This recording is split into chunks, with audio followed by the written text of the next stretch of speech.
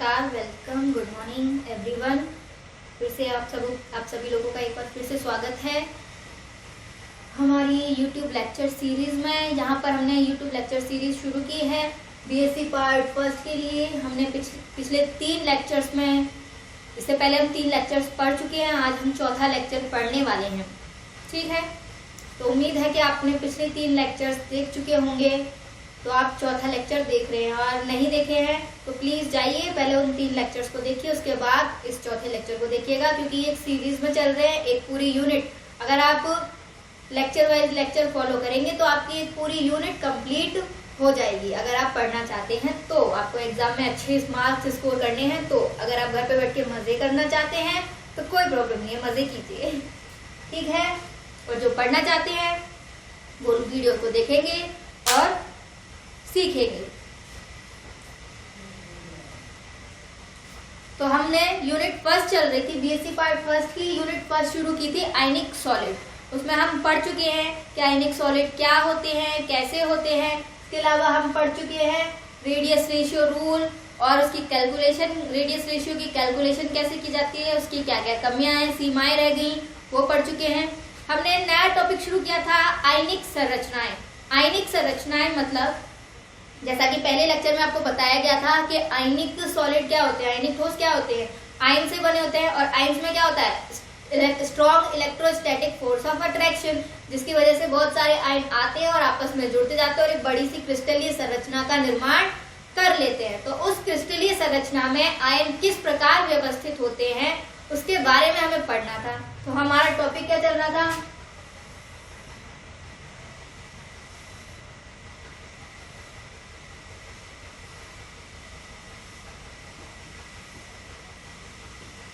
आयनिक संरचनाएं।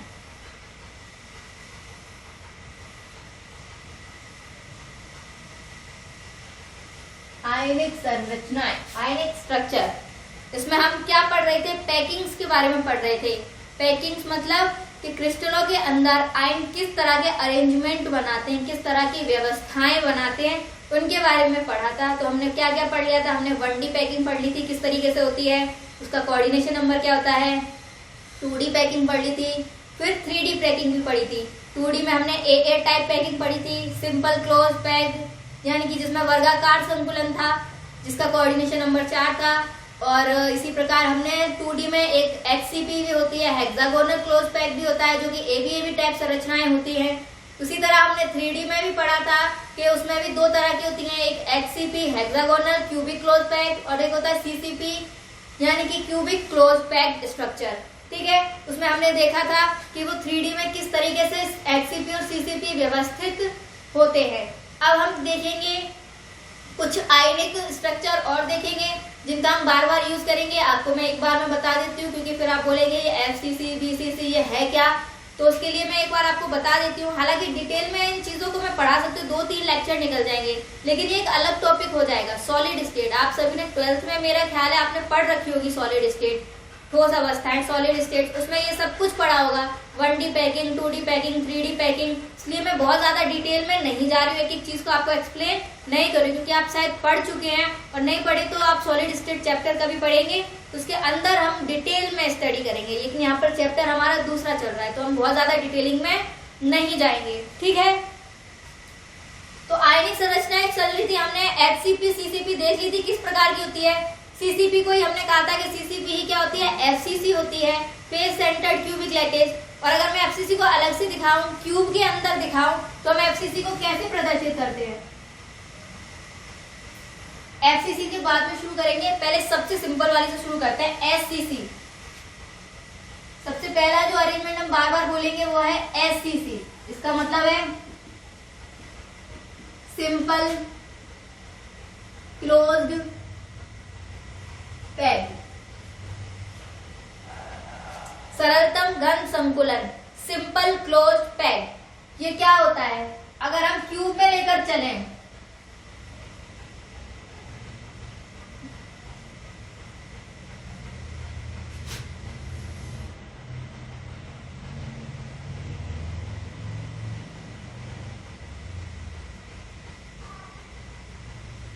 ये है क्यूब, ठीक है। तो जो सिंपल क्लोज पैक्ड स्ट्रक्चर होता है ये ए टाइप अरेंजमेंट से बनता है, यानी कि सारे के सारे आयंस कैसे होंगे, एक ही प्रकार के होंगे, ए टाइप्स के होंगे।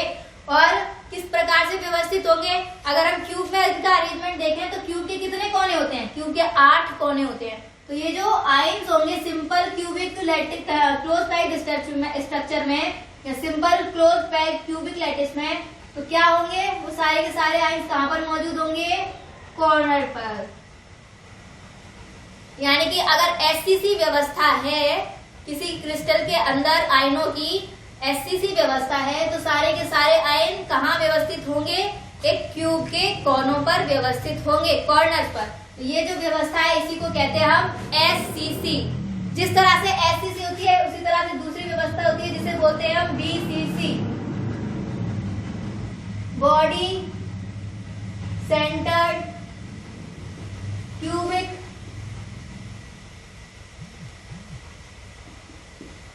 लैटिस। यहाँ पर भी simple cubic close packed, cubic क्यों, क्योंकि हम इनको क्यूब के अंदर ले रहे हैं ना, क्यूब के अंदर इनकी ज्योमेट्रीज को स्टडी कर रहे हैं, इसलिए क्यूबिक क्लोज पैक्ड एससीसी। ऐसे होता है BCC, body centred cubic closed packed structure कह लीजिए या फिर क्यूबिक लैटिस कह लीजिए, ठीक है। ये क्या होता है बीसीसी लैटिस, देखते हैं।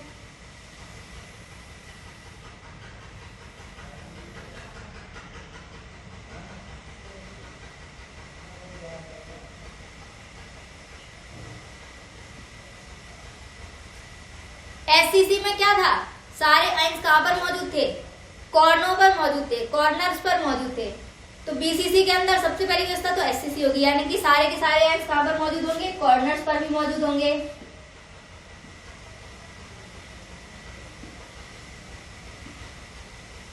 प्लस कहां होगा, बॉडी सेंटर्ड, हिंदी में से बोलते हैं काय केंद्रित घनत्म संकुलन या घनत्म लैटिस। काय केंद्रित, काय मतलब बॉडी, ये जो क्यूब है बॉडी है, ये पूरा क्यूब, ये 2D में दिख रहा है लेकिन 3D में देखोगे तो क्या होगा, क्यूब होगा, इसके बीच में कुछ खाली जगह होगी। तो क्यूब के बीचों बीच जब कोई आयन रखा हो, कोनों पर तो आयन मौजूद हो ही, इसके अलावा क्यूब के कहां पर, बीचों बीच, यानी कि काय, उसके काय में यानी बॉडी के बीचों बीच अगर कोई आयन रखा हो तो इस प्रकार की व्यवस्था को हम क्या कहते हैं, इस प्रकार की व्यवस्था को हम कहते हैं बीसीसी। ये क्या है, बीसीसी लैटिस है। ऐसे ही एक हमारे पास होता है एफसीसी, जिसे बोलते हैं हम face centred cubic lattice. Face centred मतलब ये कैसे होंगे, ये होंगे फलक केंद्रित। क्यूब है, क्यूब सभी जानते हैं, घन में 8 कोने होते हैं और फलक कितने होते हैं, 6 फलक होते हैं। जैसे कि आप जिस रूम में बैठे हैं उसी को इमेजिन कर लीजिए, एक सामने वाली दीवार, पीछे वाली दीवार, लेफ्ट वाली दीवार, राइट वाली दीवार, अप वाली दीवार और नीचे वाली, टोटल कितने हो गए, 6। तो यानी कितने फेस होते हैं क्यूब में, 6 फेस होते हैं। तो एफसीसी लैटिस में आयंस कहां पर मौजूद होंगे, फलक केंद्रित, यानी कि फलक के केंद्र पर। तो ये कुछ इस तरीके के होंगे।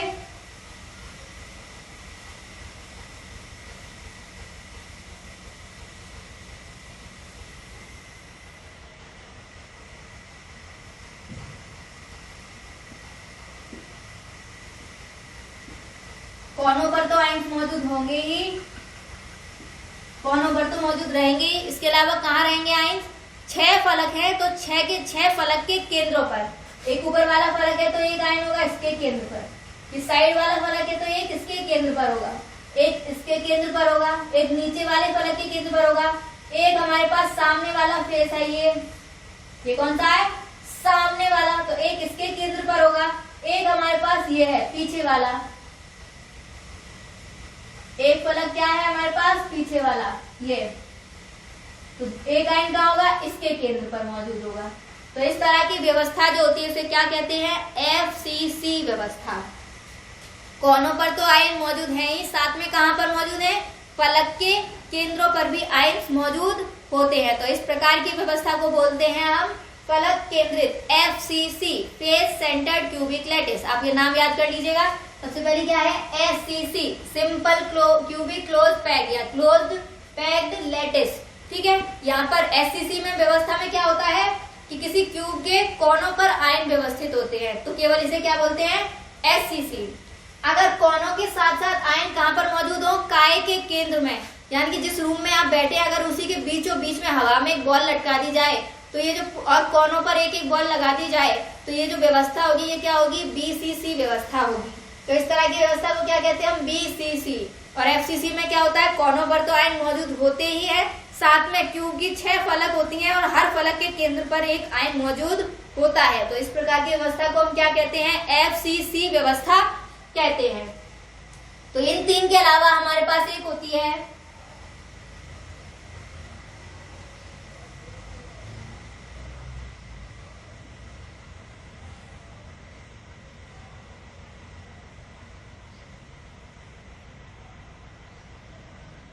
अब हम पढ़ेंगे,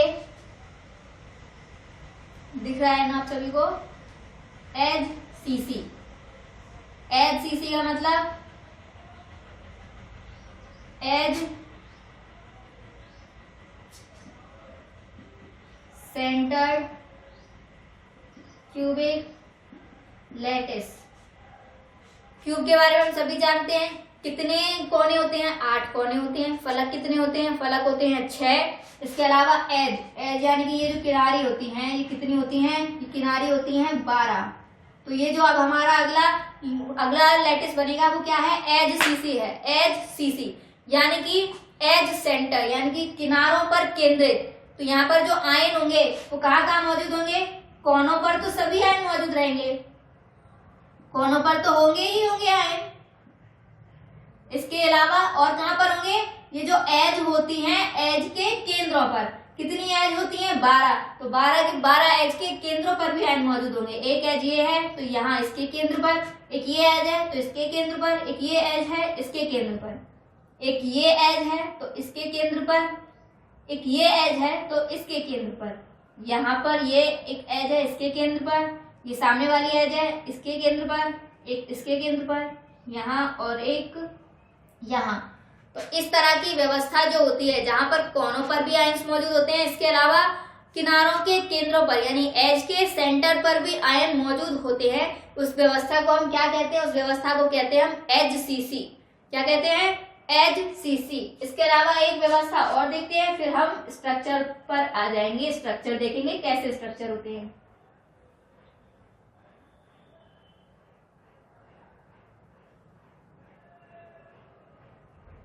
इसको बोलते हैं एंड सीसी। क्या बोलते हैं, एंड सीसी, एंड सेंटर। क्या होगा, कोनों पर तो आयन मौजूद होंगे ही,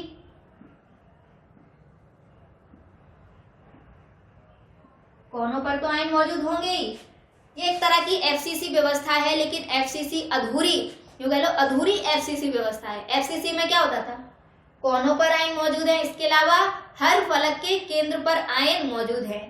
बस एंडसीसी में क्या होता है, एंड, एंड मतलब अगर मैं ये सामने वाली दीवार ले लूं और इसके अपोजिट वाली दीवार ले लूं, केवल 2 फलक लूं, एक सामने वाला फलक और एक उसके अपोजिट वाला फलक, ऐसे आमने सामने, तो जो आयन होंगे केवल किन्हीं 2 अपोजिट फलक के केंद्र पर मौजूद होंगे।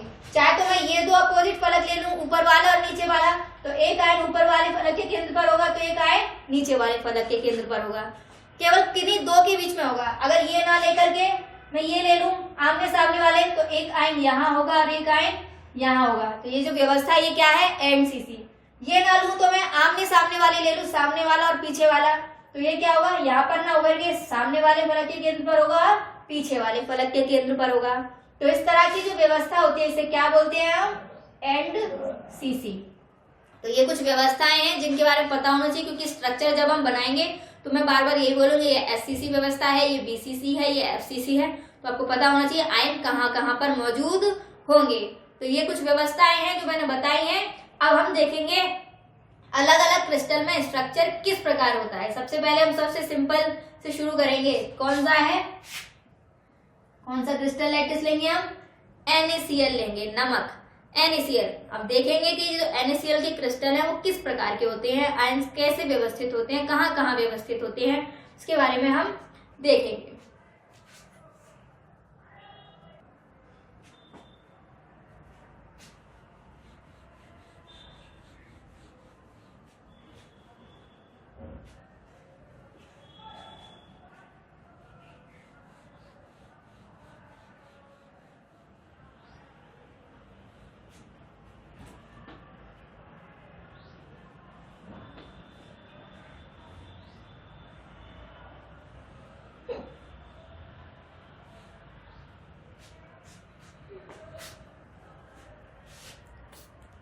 जो सबसे पहले हम आयनिक स्ट्रक्चर पढ़ने जा रहे हैं वो है हमारे NaCl।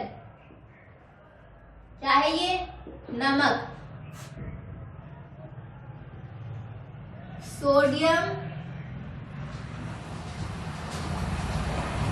Chloride, NaCl। इसका जो लैटिस होता है उसे बोलते हैं हम रॉक सॉल्ट स्ट्रक्चर। क्या बोलते हैं?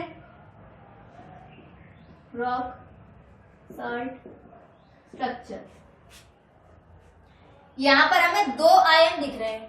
कितने आयन दिख रहे हैं हमें? यहाँ पर 2 आयन दिख रहे हैं। एक है हमारे पास सोडियम आयन और एक है हमारे पास क्लोराइड आयन। इन दोनों आयनों से मिलकर बना होता है हमारा NaCl का लैटिस। तो ये जो सोडियम आयन है ये अलग तरीके से व्यवस्थित होते हैं और ये जो क्लोराइड आयन है ये लैटिस के अंदर अलग तरीके से व्यवस्थित होते हैं। तो इनकी हम अलग अलग व्यवस्था पढ़ेंगे। सबसे पहले हम देखेंगे सोडियम आयन्स के बारे में। अच्छा, सबसे पहले अगर हम NaCl पढ़े उससे पहले एक चीज और मैं बताना चाहूंगी। जो हमारी FCC व्यवस्था होती है, मैं बताना भूल गई, पहले अब बता देती हूँ इससे पहले कि हम स्ट्रक्चर शुरू करें। जो हमारी FCC व्यवस्था होती है 3D CCP FCC, इसमें 2 तरह की वॉइड पाई जाती हैं। वॉइड मतलब अंतराल। जब आप बॉल आयनों को हमने किसके रूप में माना है? ठोस गोले के रूप में। तो आप क्या ले सकते हैं? बॉल ले सकते हैं। घर पे होती है ना बॉल, बच्चे खेलते हैं। तो आप क्या करेंगे? 6 बॉलों को एक साथ रखेंगे। 4 बॉल एक प्लेन में, 4 बॉल उसके ऊपर रखेंगे। तो आप देखेंगे कि बीच में कुछ ना कुछ जगह खाली बच जाएगी, है ना? तो जो इस तरह की व्यवस्था है, क्या किया आपने? 2 FCC में देखें तो 2 तरह की वॉइड होती हैं। एक तो होती है टेट्राहेड्रल चतुष्फलकीय वॉइड या अंतराल, हिंदी में बोलते हैं अंतराल। और एक होती है ऑक्टाहेड्रल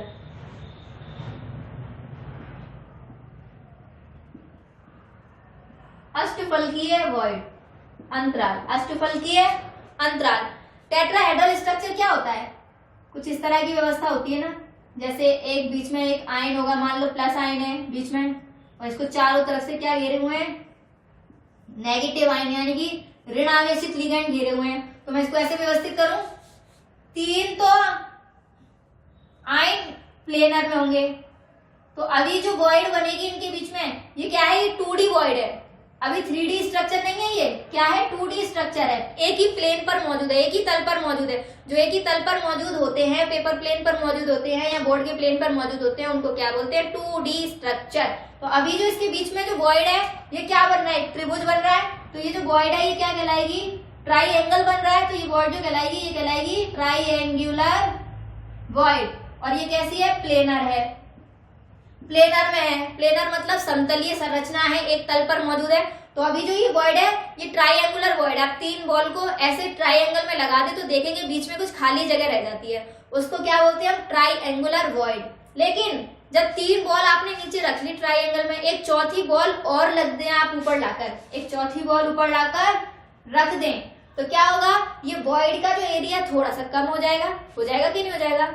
थोड़ा सा कम हो जाएगा या बढ़ जाएगा? आप करके देखिएगा घर पे। 3 बॉल को एक ट्राइएंगल में रखिएगा, एक चौथी बॉल रखिएगा, फिर देखिएगा कहां पर ज्यादा स्पेस है। जब 3 बॉल रखी हुई थी वहां ज्यादा स्पेस है, या जब 4 बॉल ने ढक लिया, टेट्राहेड्रल स्ट्रक्चर बना लिया, टेट्राहेड्रल बना लिया, तो उसके अंदर क्या? तो जो अब 4 आयने रखे गए, 3 आयन एक प्लेन में और एक बॉल ऊपर से रख दी हमने, तो ये जो स्पेस बनेगी बीच में, इसको क्या बोलते हैं? अब ये वॉइड क्या कहलाएगी?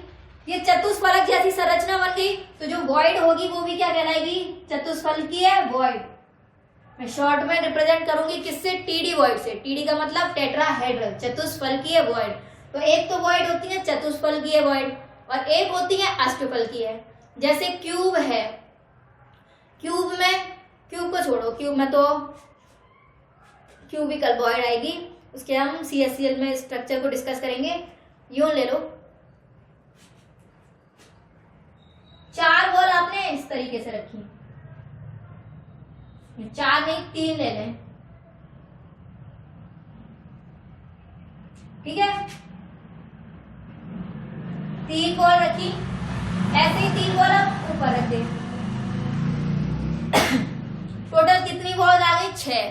तो ये क्या बना रही है, कुछ हेक्सागन जैसा कुछ बना रही है। 3 बॉल नीचे और 3 बॉल उनके ऊपर रख दी जाए, 2 बॉल के बीच में 1 बॉल लगाकर रख दी जाए, तो बीच में ये जो स्पेस बचेगी इसको क्या बोलते हैं, ये क्या बन जाएगा, एक अष्टफलक बन जाएगा।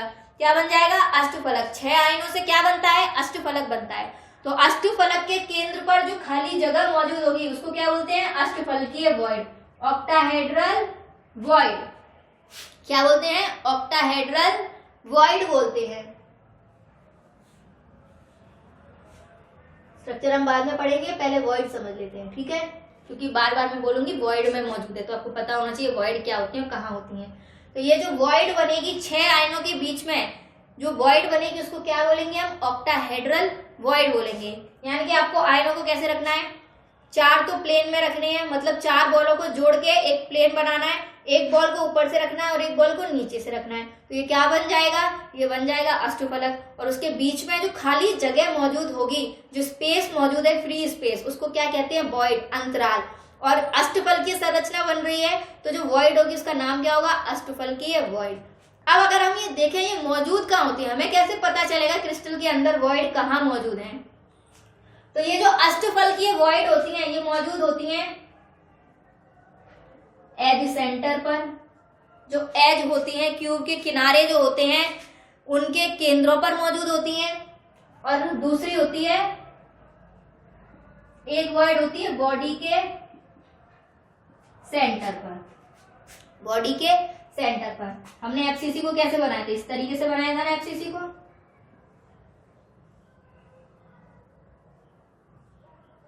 कोनों पर तो आयन मौजूद थे ही, साथ में कहा थे, फलक के केंद्रों पर।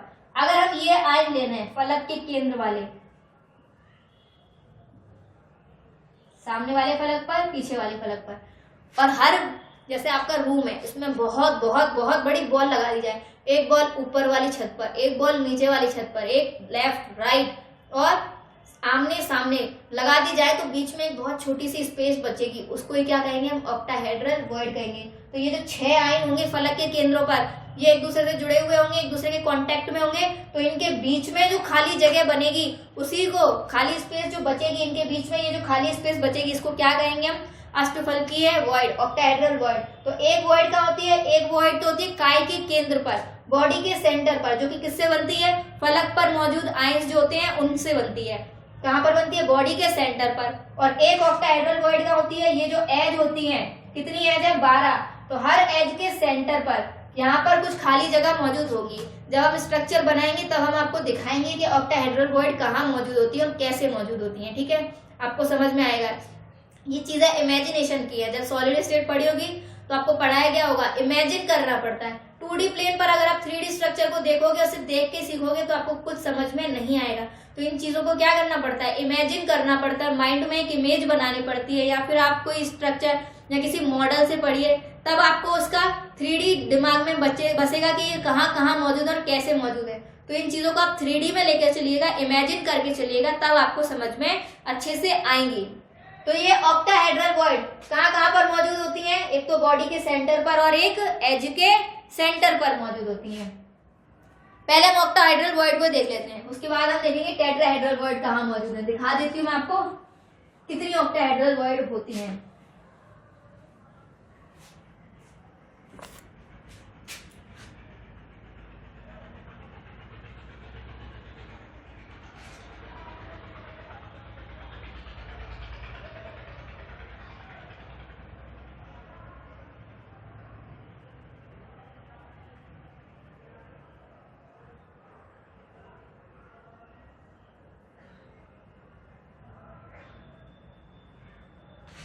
ये है हमारा क्यूब, ठीक है, केवल हम ऑक्टाहेड्रल वॉइड को दिखा रहे हैं। तो हम कॉर्नर वालों को चलो ले लेते हैं, कॉर्नर्स पर आयन मौजूद हैं, समझिएगा, इमेजिन कीजिएगा, तब आपको समझ में आएंगी, ठीक है। एफसीसी में कहाँ होती है, ये एफसीसी में होती है, तो एफसीसी स्ट्रक्चर बनाना पड़ेगा। और आयन कहाँ मौजूद है, फलक के केंद्रों पर आयन मौजूद हैं। एक सामने वाला फलक है, इसके केंद्र पर है, और एक पीछे वाला फलक है, इसके केंद्र पर एक आयन मौजूद है। ये क्या है, एफसीसी व्यवस्था। तो एक जो वॉइड बनेगी, ये आयन जुड़े हुए होंगे आपस में, ये आयन जुड़े हुए होंगे, तो ये क्या बन रहा है, एक अष्टफलक। जब ये आयन आपस में, अभी तो मैंने छोटे छोटे पॉइंट से दिखाया है आयन को, लेकिन ये क्या होंगे, बॉल के रूप में होंगे, जो कि आपस में क्या होंगे, एक दूसरे को टच कर रहे होंगे, एक दूसरे के कॉन्टेक्ट में होंगे। तो इनके बीच में ये जो खाली जगह बनेगी, इनके बीच में ये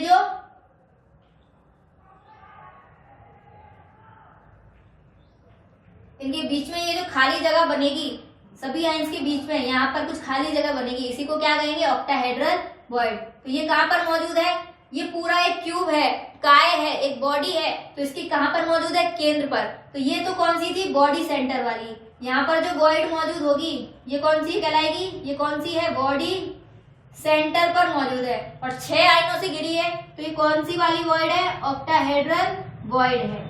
तो ये एक ऑक्टाहेड्रल वॉइड तो आपको दिख गई, ये रही। एक कहाँ पर है, एक तो है बॉडी के सेंटर पर मौजूद, ठीक है भैया, एक तो बॉडी के सेंटर पर मौजूद है, मान लिया। अब बाकी की कहाँ, मैं आपको बता दूं टोटल कितनी ऑक्टाहेड्रल वॉइड होती हैं एक यूनिट सेल में, 4। ऑक्टाहेड्रल वॉइड की संख्या क्या होती है, एक यूनिट सेल के अंदर कितनी होती है, 4। यानी कि अगर मैं एक क्यूब को एक यूनिट सेल मान के चलूं, तो एक क्यूब के अंदर टोटल कितनी ऑक्टाहेड्रल वॉइड होनी चाहिए, 4 होनी चाहिए। अब देखेंगे 4 कैसे, एक तो हमको दिख गई बॉडी के सेंटर पर है, बाकी की 3 कहां पर हैं। तो मैंने बोला ऑक्टाहेड्रल वॉइड की पोजीशन कहां पर है, एक तो बॉडी के सेंटर पर होती है, बाकी की कहां होती है, एज के सेंटर पर। तो हम देखते हैं एज पर क्या है। मान लो ये एक कमरा है या एक क्यूब है, इस क्यूब से ही एक और क्यूब जुड़ा हुआ है, इस क्यूब से एक और क्यूब सटा हुआ है, ठीक है। एक इस साइड में, इस क्यूब के पास में एक क्यूब रखा हुआ है, ठीक है। एक क्यूब मान लेती हूं मैं, कहां है, इस क्यूब के ऊपर एक क्यूब रखा हुआ है, इस तरह से। एक ये क्यूब, एक इसके बगल में, एक इसके ऊपर, और एक इसके ऊपर क्यूब रखा हुआ है, ठीक है, ऐसे मान लें। तो मुझे पता है एक आयन तो यहां मौजूद था कॉर्नर पर, ये जो कॉर्नर वाले आयन से ये है, तो ये वाला क्यूब होगा, तो इसके कॉर्नर तो ये होंगे ना, इसके कॉर्नर पर भी आयन मौजूद होंगे, ठीक है, इसके कॉर्नर पर भी आयन मौजूद होंगे। ये तो कॉर्नर वाले आयन है, और ये फेस एफसीसी है। तो यहाँ पर क्या होगा, अगर ये एक फलक है, तो ये बाजू वाले क्यूब जो रखा हुआ उसका एक फलक है ना। ये क्या है, यहाँ पर भी एक क्यूब रखा हुआ है, बिल्कुल ऐसा ही एक क्यूब रखा हुआ है, लेकिन मैं पूरा क्यूब ना बनाकर उसका केवल एक फलक लेकर चल रही हूँ। ये ऊपर वाला फलक है, तो इससे ऊपर वाला फलक जुड़ा हुआ होगा। जैसे यहाँ पर कोनों पर मौजूद है, यहाँ पर भी कोनों पर मौजूद है, केंद्र पर मौजूद है, यहाँ पर भी केंद्र पर आयन मौजूद है, ऐसे यहाँ पर भी केंद्र पर आयन मौजूद होगा। एक ये नीचे वाला फलक है, नीचे वाले क्यूब का, एक इसके ऊपर कोई क्यूब रखा होगा, ये उसका फलक है, ठीक है। तो यहाँ पर देखें 1 2 6 आयन, कितने आयन हो गए, 1 2, ये दोनों आयन आपस में जुड़े हुए होंगे, ये दोनों आयन आपस में जुड़े हुए होंगे, एक आयन ऊपर से रखा होगा और एक नीचे से रखा होगा। तो यहाँ पर क्या बन रही है, एक वॉइड बन रही है, बीच में क्या बन जाएगी, खाली स्थान बन जाएगा, वॉइड बन जाएगी। ये क्या है, ऑक्टाहेड्रल वॉइड है। कहां पर मौजूद है, एज के सेंटर पर। एज के सेंटर क्यों, ये क्यूब का एज ही तो था, किनारा ही तो था ये पूरा, और जब हमने 4 क्यूब को एक साथ रख दिया, जोड़ के रखा, तो उनके बीच में क्या बन रहा है, एज पर क्या बन रहा है, यहाँ पर 6 आयन जुड़ेंगे, कोने वाले सामने वाले से, एक सामने ऐसे बॉल होगी, एक सामने से इस तरीके से बॉल होगी, एक ऊपर से और एक नीचे से। तो बीच में कुछ ना कुछ तो खाली जगह बचेगी, ऐसा तो नहीं पूरी कंप्लीट स्पेस भर जाएगी। बॉल है, स्फीयर है, तो जगह तो बचनी ही है। तो ये जो वॉइड बचेगी, ये क्या बनेगी, एज सेंटर पर। अब अगर हम बात करें, ऐसे तो 12 एज होती हैं, कितनी एज होती है क्यूब के अंदर, 12। तो आप तो कहोगे एक क्यूब के अंदर 12 एज होती हैं, तो टोटल कितनी ऑक्टाहेड्रल वॉइड होनी चाहिए, 12। तो ये होनी चाहिए एज पर, हर एक एज पर मौजूद होगी, ऐसा तो नहीं कि नहीं 3 पर मौजूद हो, हर एज पर एक वॉइड मौजूद है, और एक कहां पर, एक बॉडी के सेंटर पर मौजूद है। भाई ये तो गड़बड़ वाली बात हो गई, क्या करें, गड़बड़ हो गई कि नहीं हो गई। मैडम तो कह रही थी, अभी आप कहोगे मैम क्या बोल रही है, समझ ही नहीं आ रहा। मैडम तो कह रही थी 4 ऑक्टाहेड्रल वॉइड होती हैं एक क्यूब के अंदर। अब एक क्यूब में तो 12 एज होती हैं, तो ऑक्टाहेड्रल वॉइड तो 12 वो, और एक मैडम पहले ही दिखा चुकी हैं, कहां पर थी, बॉडी के केंद्र पर। तो टोटल कितनी हो गई, 13। वॉइड तो 13 होनी चाहिए, तो फिर 4 किस तरीके से है। तो अगर आप देखोगे ये जो वॉइड बनी है किनारे पर, इमेजिन करना, सोचना, इमेजिन करके चलना, तभी समझ में आएगा, अदरवाइज कुछ समझ में नहीं आएगा। आप जिस कमरे में बैठे हैं उसकी एज को देखो, उसके किनारे को देखो, ठीक है। कोई भी किनारा ले लो, मान लो आप जिस सामने वाली दीवार है उसकी किनारे को देखो, ऊपर वाली किनारी, नीचे वाली, कोई सी भी ले लो, ठीक है। हम ऊपर वाली ले लेते हैं। जिस कमरे में आप बैठे हैं उसके सामने एक किनारी है, उसको देखिए, ठीक है। अब अगर मैं ये पूछूं एक किनारी कितने के बीच में बटी हुई है, एक किनारी कितनों के बीच में बटी हुई है, यानी कि एक ही किनारी से अगर मैं सटा सटा के कमरे बनाऊं तो एक किनारी का यूज करके हम कितने कमरे बना सकते हैं, एक किनारी कितनों के बीच में बटेगी, बताइए। अगर फलक की बात करूं, फेस की, तो आप जानते हैं एक दीवार दो कमरों की, एक कमरा है, इसके बगल वाला कमरा है, दोनों की दीवार तो एक ही होगी, यानी कि एक दीवार कितने कमरों के बीच में बटी हुई है, दो। यानी कि ये जो पूरा फलक है, फलक का कंट्रीब्यूशन क्या होता है, एक फलक कितने क्यूब के बीच में बटा होता है, दो के बीच में, तो उसका कंट्रीब्यूशन कितना होता है, 1/2 का। तो ऐसी एज का कंट्रीब्यूशन देखें, एक एज कितने में बटी हुई है। अगर इस एज की बात करूं तो ये इस वाले क्यूब में भी आ रही है ना, इस वाले क्यूब में भी आ रही है, इसके ऊपर यहाँ पर एक क्यूब होगा उसमें भी आ रही है, और एक क्यूब यहाँ पर होगा उसमें भी आ रही है। यानी कि एक एज से कितने क्यूब जुड़े हुए हैं, 4। यानी कि एक एज कितनों के बीच में बटी हुई है, 4 के बीच में। तो यानी कि जो एज पर वॉइड होगी वो भी कितने पार्ट्स में डिवाइड होगी, 1/4। यानी कि ये जो वॉइड बनी है इसका 1/4 हिस्सा तो इस क्यूब में आएगा, 1/4 हिस्सा इस क्यूब में जाएगा, 1/4 हिस्सा इस वाले क्यूब में आएगा, यहाँ पर जो क्यूब रखा होगा, और 1/4 कहाँ आएगा, इस क्यूब के ऊपर रखा होगा। यानी कि ये पूरी की पूरी वॉइड किसी एक क्यूब के अंदर नहीं आती। कितने क्यूब में बटी हुई है, 4 के बीच में बटी हुई है। तो एक क्यूब में एक वॉइड का कितना पार्ट आएगा, 4 आएगा। तो ठीक है, मान लेते हैं। तो टोटल निकालें, टोटल कितनी ऑक्टाहेड्रल वॉइड होती है, टोटल ऑक्टाहेड्रल वॉइड। एक तो भाई हमें पता है बॉडी के सेंटर पर होती है, वो तो पूरी की पूरी एक है, क्योंकि काय के अंदर सेंटर पे जो वॉइड होगी वो किसी के बीच में बटी हुई नहीं होगी। कमरे के अंदर कोई चीज होगी वो कमरे के अंदर ही रहेगी, वो किसी बगल वाले कमरे में बट नहीं जाएगी। तो एक वॉइड तो बॉडी के सेंटर पर है, कंप्लीट है। अब एज पर देखें कितनी एज होती है, कितनी एज होती है भाई, 12 होती है, 12 होती है। और एक एज कितनों के बीच में बटी हुई है, 4 के बीच में बटी हुई है। यानी कि 12 एज पर 12 वॉइड होंगी, और एक क्यूब के अंदर यानी एक यूनिट सेल के अंदर कितनी वॉइड आ रही है, उसका कितना पार्ट आ रहा होगा, केवल 1/4। यानी कि एक बॉल ले लें, उसके 4 पार्ट कर दें, ठीक है, 4 पार्ट कर दें। तो एक क्यूब के अंदर केवल एक पार्ट, दूसरे क्यूब के अंदर दूसरा पार्ट, तीसरे क्यूब के अंदर तीसरा पार्ट, चौथे क्यूब के अंदर चौथा पार्ट, इस तरीके से आएगा। तो 1/4 बटी हुई है, तो ये कितना आ गया, 3, है ना। ये कितनी टाइम बढ़ गया, 3 टाइम। तो ये आ गया 1 + 3, टोटल कितनी वॉइड निकल कर आए, 4। तो अगर हम इन चौथाई हिस्सों को जोड़ दें, 12 एज के चौथाई हिस्सों को जोड़ें तो टोटल 3 वॉइड बनती हैं एक क्यूब के अंदर। इस एक क्यूब के अंदर कितनी वॉइड बनेंगी, 3 वॉइड बनेंगी इसके एक क्यूब के अंदर, है ना। तो इसका मतलब एक क्यूब लें, अगर हम एक यूनिट सेल लें, क्यूब क्या कहलाता है, एक यूनिट सेल की तरह होगा। तो एक यूनिट सेल में कितनी एज पर कितनी वॉइड होंगी, 3 एज पर, एक बॉडी सेंटर पर, टोटल मिलाकर कितनी हो गई, 4। तो ऑक्टाहेड्रल वॉइड कितनी होती हैं, टोटल 4 होती हैं। और कहाँ कहाँ पर मौजूद होती हैं, एक तो बॉडी के सेंटर पर मौजूद होती हैं, और बाकी की 3 कहाँ मौजूद होती हैं, किनारों पर मौजूद होती हैं, जो कि एक यूनिट सेल में पूरी तरह से नहीं होती। एक ही वॉइड 4 यूनिट सेल के बीच में बटी हुई होती है, कितने, 4। अब मैं बार बार आप बोलोगे मैडम एक वर्ड बोले जा रही है, unit cell unit cell unit cell, भाई है क्या यूनिट सेल, क्या चीज है ये। तो अगर हम आयनों का एक पर्टिकुलर अरेंजमेंट रखें, यानी कि एक व्यवस्था रखें, जैसे मान लो ये आयन है, मैंने इस तरीके से व्यवस्थित की है।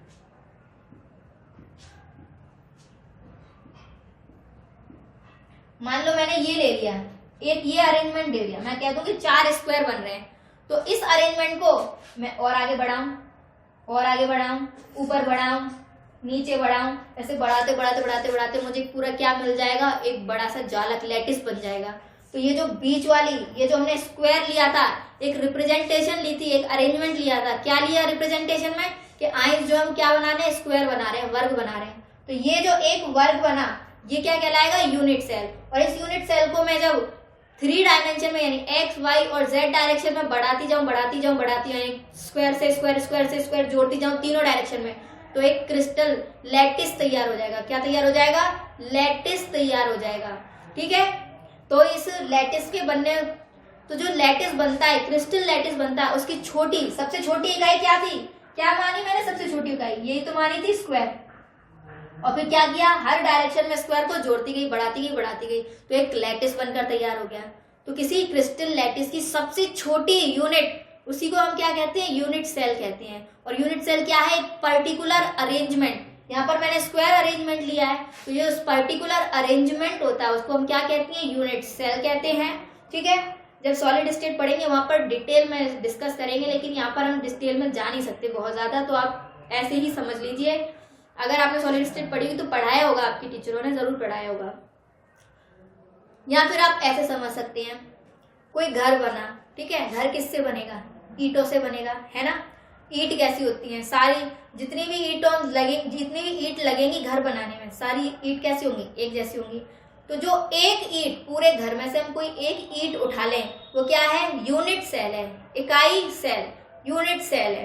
ठीक है, और उस ईंट को हम जोड़ते जाएं 3 डायमेंशन में जोड़ते जाएं, दीवार चिनते जाएं, तो पूरा क्या बनकर तैयार हो जाता है, घर बनकर तैयार हो जाता है। तो उस घर की यूनिट सेल क्या होगी, ईंट। वैसे ही हमने यहाँ पर एक स्क्वायर लिया, इसको जोड़ते गए 3 डायमेंशन में क्रिस्टल लैटिस तैयार हो गया। तो इसकी ईंट क्या होगी, ये जो स्क्वायर बना, ये अरेंजमेंट जो था, तो इसी को क्या कहते हैं, यूनिट सेल कहते हैं। ठीक है, तो यूनिट सेल,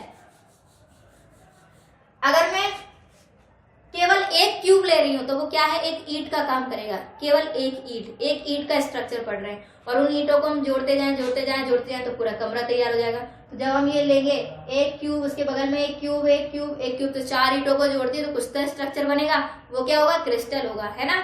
और जब हम केवल एक क्यूब लेकर चल रहे हैं तो वो यूनिट सेल होगा। तो एक यूनिट सेल की बात करते हैं, यानी एक क्यूब, एक ईंट की बात करते हैं। तो एक ईंट में ऑक्टाहेड्रल वॉइड का कितना पार्ट आएगा, 1/4 पार्ट आएगा, इसलिए टोटल ऑक्टाहेड्रल वॉइड कितनी होती है, 4। ये तो थी ऑक्टाहेड्रल वॉइड। अब टेट्राहेड्रल वॉइड कितनी होती है,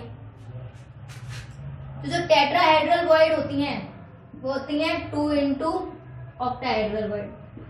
2 इंटू का मतलब ऑक्टाहेड्रल वॉइड कितनी थी, 4, तो 2 का इंटू कर दो, कितनी है, 8। तो एक क्यूब के अंदर, किसके अंदर, एक क्यूब, एक यूनिट सेल के अंदर टेट्राहेड्रल वॉइड कितनी होती है, 8, और ऑक्टाहेड्रल वॉइड कितनी होती है, 4। पहले हम देखते हैं टेट्राहेड्रल वॉइड कहाँ पर उपस्थित होती हैं। हमने ऑक्टाहेड्रल वॉइड को देख लिया, अब हम टेट्राहेड्रल वॉइड को देखें, ये कहाँ उपस्थित होती हैं।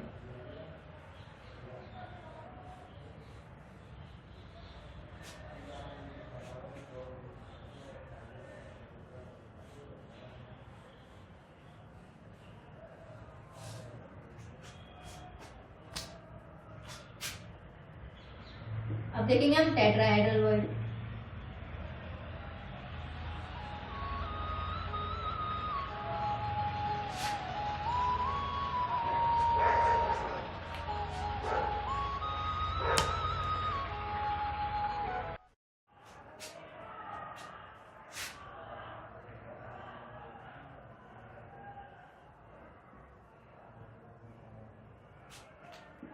एफसीसी स्ट्रक्चर में पढ़ रहे थे हम, तो एफसीसी बना लेते हैं। पहले कॉर्नर पर है, प्लस कहां पर है, फेस के सेंटर पर आयन मौजूद है। ये क्या है, एफसीसी व्यवस्था। ऑक्टाहेड्रल वॉइड हम देख चुके हैं, अब टेट्राहेड्रल वॉइड की बारी है।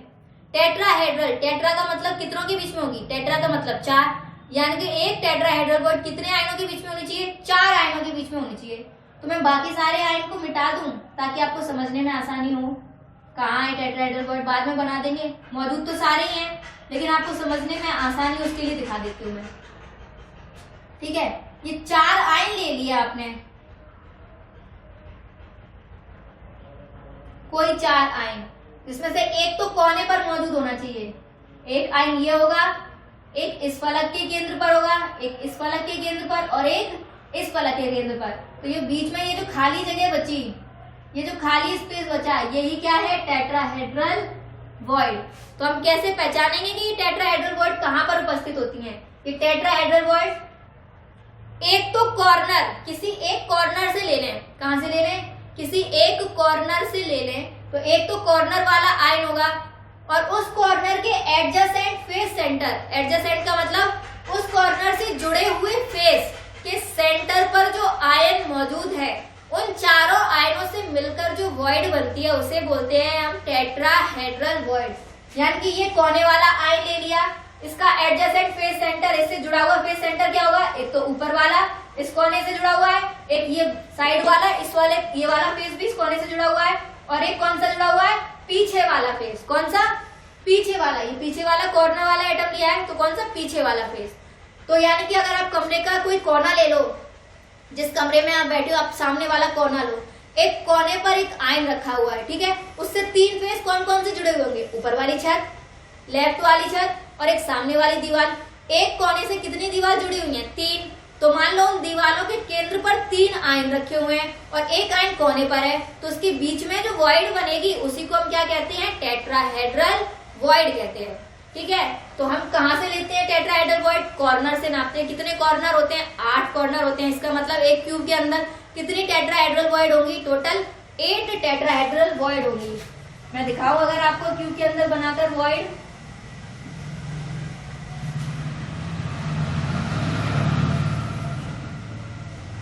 समझिएगा इमेजिन करके कमरे को, जिस कमरे में आप बैठे उसके एक कोने पर एक कोना जो है उस पर एक बॉल ले लीजिए, समझ लीजिए वहां पर एक बॉल रखी है, एक बॉल छत पे रखी हुई है जो उससे छत जुड़ी होगी, एक 3 दीवार, एक कोने से 3 दीवार जुड़ी हुई होंगी ना, उन दीवार के केंद्रों पर एक एक बॉल रख दीजिए आप, बहुत बड़ी साइज की। तो उन चारों को जोड़ने से जो उनके बीच में वॉइड बनेगी वही क्या होगी, टेट्राहेड्रल वॉइड। कॉर्नर कितने होते हैं, टोटल 8। तो कितनी टेट्राहेड्रल वॉइड बनेगी, 8।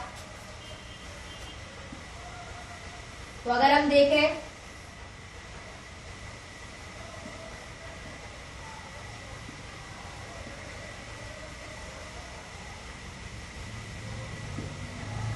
ये है एफसीसी, एक ये वाला कोना ले लिया, ये वाला कोना ले लिया, इससे ये वाला आयन, ये वाले फलक की सेंटर वाला आयन, इस वाले फलक के सेंटर वाला आयन, और ये पीछे मौजूद है तो पीछे वाले फलक के सेंटर वाला आयन। तो वॉइड कहाँ बनेगी, वॉइड कहीं यहाँ पर मौजूद होगी, है ना। तो ये टेट्राहेड्रल वॉइड तो एक ये हो गई, ऐसे ही एक टेट्राहेड्रल वॉइड यहाँ मौजूद होगी। तो टोटल ये क्या बनाती है, एक डब्लू जैसा कुछ बनाती है।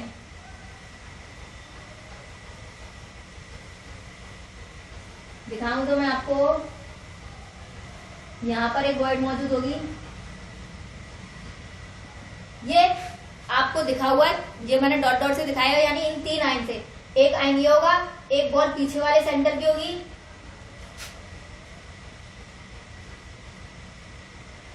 एक बॉल कहाँ होगी, पीछे वाले फेस सेंटर से, एक ऊपर वाले से और एक दाएं से। इन चारों के बीच में जो खाली स्थान बनेगा वो वॉइड होगी। ऐसी एक वॉइड यहाँ पर होगी पीछे वाले से, ठीक है, और दूसरी कहाँ जुड़ी होगी,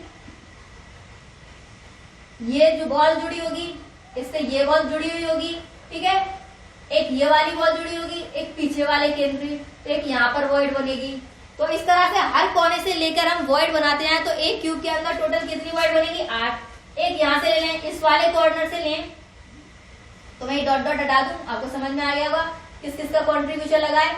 एक तो कॉर्नर वाला एटम होना चाहिए और 3 फलक वाले एटम होने चाहिए, 3 फलक के केंद्र वाले आयन होने चाहिए और एक कॉर्नर वाले आयन से मिलकर बनती है एक टेट्राहेड्रल वॉइड। यहाँ से लूं मैं, तो ये है, इससे कौन कौन सा फलक जुड़ा हुआ है, एक तो ये सामने वाला फलक जुड़ा हुआ है, ठीक है, और ये दाएं वाला फलक जुड़ा हुआ है और एक अप वाला फलक जुड़ा हुआ है। तो एक वॉइड तो बनेगी कहीं यहाँ पर, कहाँ बनेगी एक वॉइड यहाँ बनेगी, ऐसे ही एक वॉइड कहाँ बनेगी, यहाँ बनेगी।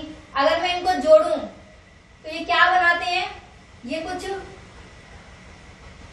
डब्लू जैसा नहीं बना रहे, ऐसे दिखाऊं, क्या बना रहे हैं, ये कुछ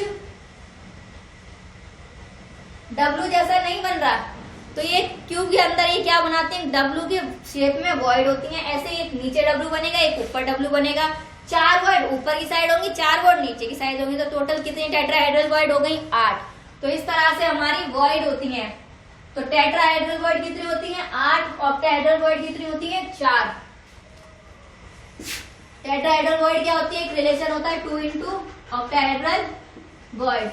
ऑक्टाहेड्रल वॉइड कितनी होती है, 4। तो टोटल कितनी होगी, 8। तो ऑक्टाहेड्रल वॉइड का नंबर क्या है, नंबर ऑफ ऑक्टाहेड्रल वॉइड कितनी है, 4। नंबर ऑफ टेट्राहेड्रल वॉइड कितनी है, 8। तो आज के लेक्चर को हम यहीं खत्म करते हैं। वॉइड हमने देखा, एफसीसी, बीसीसी, बीसीसी लैटिस क्या होते हैं, एफसीसी लैटिस क्या होते हैं, एफसीसी लैटिस क्या होते हैं। इसके अलावा हमने वॉइड्स देखी। एफसीसी के अंदर दो तरह की वॉइड होती है, टेट्राहेड्रल वॉइड और ऑक्टाहेड्रल वॉइड, और ये देखा कि कहाँ कहाँ पर उपस्थित होती हैं। अब नेक्स्ट लेक्चर में हम देखेंगे NaCl के स्ट्रक्चर से शुरुआत करेंगे कि NaCl का क्रिस्टल कैसा होता है, कौन सा एटम कहाँ पर उपस्थित होता है, और ऐसी बहुत सारे क्रिस्टल स्ट्रक्चरों का हम स्टडी करेंगे। ठीक है, तो अगले लेक्चर में हम स्ट्रक्चर के बारे में पढ़ते हैं। आज हमने केवल लैटिस के बारे में पढ़ पाए। Okay, thank you. अगले लेक्चर का आप इंतजार कीजिए, उसमें हम स्ट्रक्चर पढ़ेंगे।